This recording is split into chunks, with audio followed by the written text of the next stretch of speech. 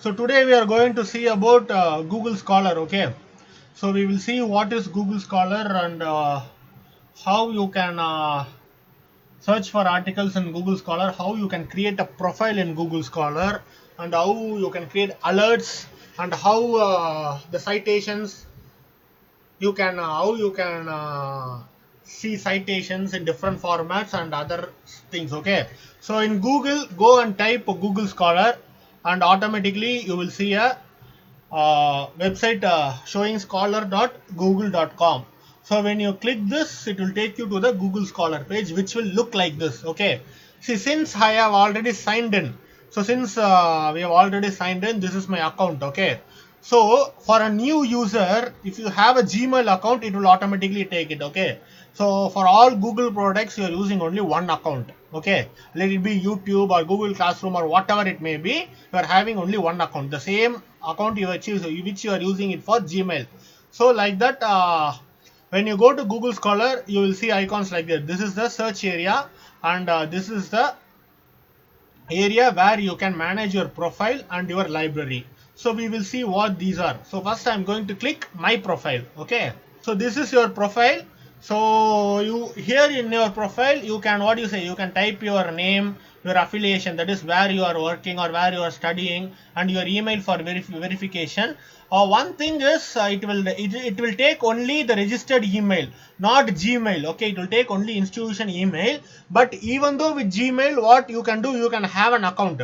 The thing is, it won't verify. That is not a problem. Okay, that is not a problem. You can have an account. Okay, so your areas of interest, like whether it's digital library or bibliometrics or whatever your area of interest, and something, if you have a personal website, you can do that. Okay, you can add it. So these are the details you can add in your Google Scholar profile. Okay, after this, by Monday, everyone should create a Google Scholar profile and share it with me. Okay, that is your activity. Okay, see, when I entered my name, I have just entered my name in the profile section. See, automatically the articles which are having my name, it shows, right? This is my article and this is my article. It is showing whatever I have written, but this is not my article. But whatever the name relevant to me, it is showing automatically. Okay, it is recommending. So whether this is my select group of articles you wrote, so this is mine. Actually, this is not mine, this is some Abu Kabar or something. So this, because my name is Abu KS, right? So wherever KS Abu it is there, it is showing. So from this, if you have written articles, you can select it from this. It is very easy. So this is mine, this is mine, I know that this is mine, because the title I know that this is, the other things are not mine. If it is mine, I can add it. Okay, so this is how you select articles. Okay, and then I'm coming back here, these three icons. See, this is my profile, this is my profile which I showed you, this is my profile. And now my library, whatever you store, if you have an interesting paper to read, you can just store it here in your library. I will show you. And then, and you can create alerts also. You can create alerts. How will you create alert? When you click create alert, for example, if you want any new research about bibliometrics or information literacy, you just type it, and you just click create alert. When a new research published in bibliometrics, automatically it will come to your mail. Now I am not clicking it because I am having another account. I will show you. I'm just telling you the steps. Okay, and now, and these are the different parameters you can do in Google Scholar, right? See, I'll take you to the home page. Actually, this is Google Scholar home page. So here, if you're typing for something I'm typing. See, this is the search. This is the articles you are. This is the search results you are getting. Okay, this is the search results you are getting. So here, for this, you can create alert from here also. You can refine by using advanced search results from year and from date also. See, whatever these things, you can see that these things are not open access. That means you cannot read it. Okay, here whatever you are seeing PDF, when you are seeing PDF means you can get open access, you can read the full text. You see, it is downloaded, right? When you are having PDF on the right hand side or HTML on the right hand side, you can see the full text. If you are not having PDF means you cannot see the full text. Okay, So if you want to find out whether the article is in open access or not, either you type the title of the article, you will get to know whether it is open access or not. And I want to show you one more thing. Here when you click this double quotation mark, it will take you to the citation. I have discussed about different styles of citation, right? APA, MLA or something like that. So you can automatically, some people use Mendeley. Mendeley is very good. If you want automatically means you can copy it from Google Scholar also, APA. You can copy and you can paste it in the Word when you are writing a manuscript. From this also you can do it, right? So Mendeley is best, or else if you want you can take it from BibNote, EndNote. You can transfer it to EndNote. That is what you say. EndNote, RefMan, RefWorks are similar to Mendeley. Okay, similar to Mendeley. Another reference management software. Okay, EndNote is Web of Science product. So this you can do. And one more thing you can do is that you can see here. You can see here this article. This article is cited by 4. That means 4 people have cited this particular article. If you want to see who have cited, you can just click it. It will take you within the citing articles, right? So this is the citing articles. You are seeing the person. You are seeing the 4 articles who have cited that particular citing article. See, I have told you about citing and cited, right? So this is the citing article, this is the cited article. This is how you can create a literature search, right? Related articles you can search. And if you click related articles, it will show you the related articles related to bibliometrics. So similarly, you can create a broad, exhaustive literature review, okay? This is how you need to search using Google Scholar, okay? Within the citing and the cited articles, okay? So now I will come back to this, and what I do is, I'll go back to my profile and I will show you the H index. Okay. So in this account, I am not having anything. I will show you my account. Okay. This is another account. Okay. See, this is my account. So after entering all the details of my articles, my profile looks like this. You see, the total citations I received is 23. And since 2015 it's 22. My H index is 2. How H index is 2? See, I have totally in n number around 15 articles. This is my number of articles, 15 articles. Out of 15 articles, only 4 articles have received citation, right? So the first article is has 14 citation. Second article has 6 citation. Third article is 2 citation. That means the number 3 is less than 2. That means my first 2 articles are having more than 2 citation and the remaining articles are having less than 2 citation. That is why my H index is 2 in Google Scholar. Okay, remember that. This is how H index is calculated. Okay, so this article has a 14 citation. So when I click this, it will see who all have cited my article.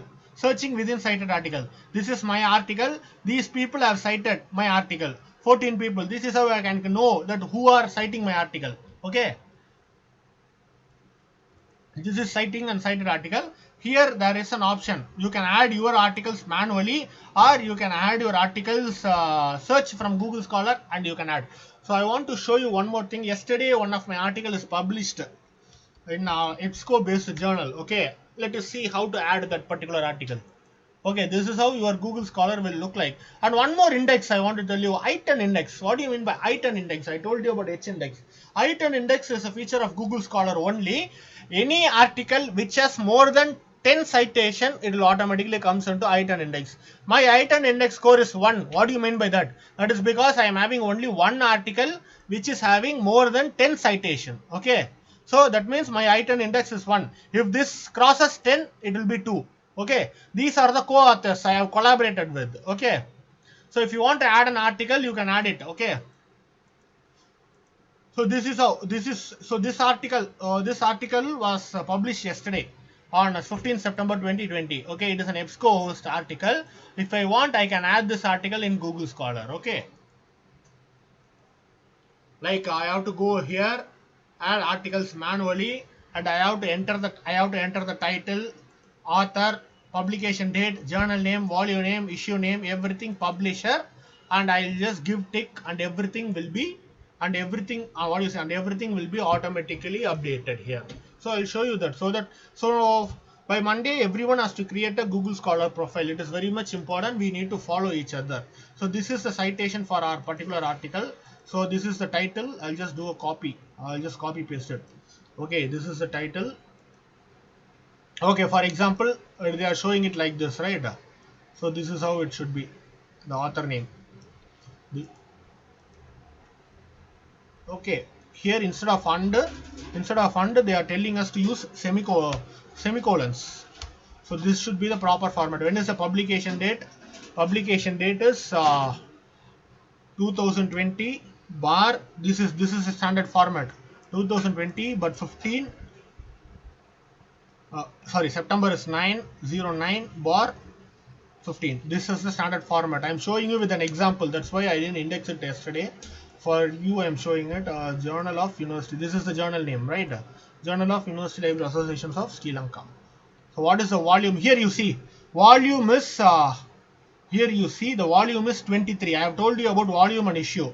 Volume means this journal has been publishing for 23 years. Volume is 1 year. Issue is second issue. Okay. It is an half-yearly journal. That means every year there will be 2 issues. So pages is 115. You have to enter as many details as possible.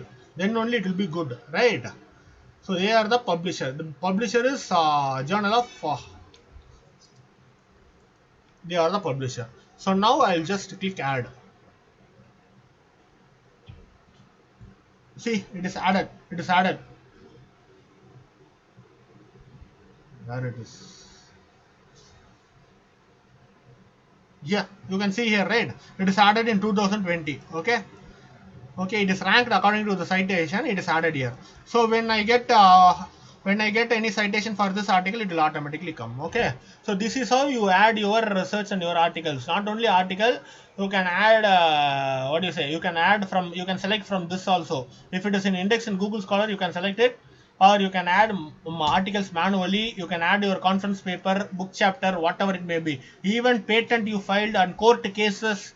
If you're having a court law case, anything and any judgment, everything you can add depending upon the nature, right? Okay, these are the things you can do with Google Scholar. You can search it and you can make use of it to the best effect. You can create alerts. Okay, you can create alerts also. I told you. See, I have created alerts for these many topics. So whenever I get any topics related to scientometrics, bibliometrics, altmetrics, I will get.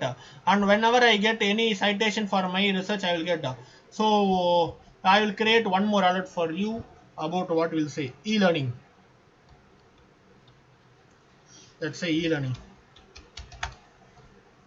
Create alert. I am creating alert for e-learning. That means whenever I get any new articles in the topic of e-learning, automatically they will send a mail that new article has published in Google Scholar in the title of e-learning, in the topic of e-learning.